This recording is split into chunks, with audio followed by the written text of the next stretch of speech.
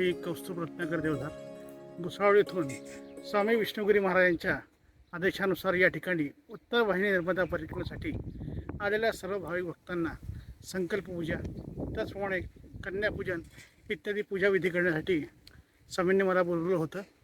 या ठिकाणी स्वामींच्या आदेशानुसार स्वामींच्या कन्सेप्टनुसार नर्मदा परिक्रमा कशी करावी याचे संपूर्ण मार्गदर्शन आम्ही जे परिक्रमाची होते त्यांना करत होतो। आणि यानुसार परिक्रमा ही नुसते एखादी मॅरेथॉन स्पर्धा नसून ती शांतपणे प्रत्येक ठिकाणी थांबून त्या ठिकाणी आपल्याला काहीतरी मिळवायचं आहे यासाठी आपण करत आहोत।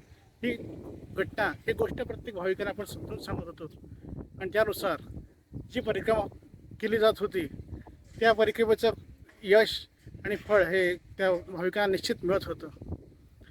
अशीच ही परिक्रमा दरवर्षी आपल्या आश्रमातर्फे आपण आयोजित करणार असून ह्या परिक्रमेच्या यशाचं संपूर्ण यश हे स्वामी विष्णुगिरी महाराज आणि वासन येथील आपल्या वासुदेव आश्रमालाच जातं।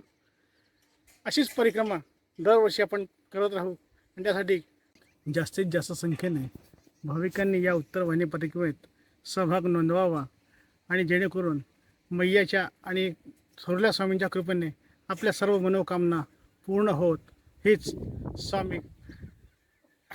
स्वामींच्या चरणी आणि नर्मदा मैयाच्या चरणी प्रार्थना।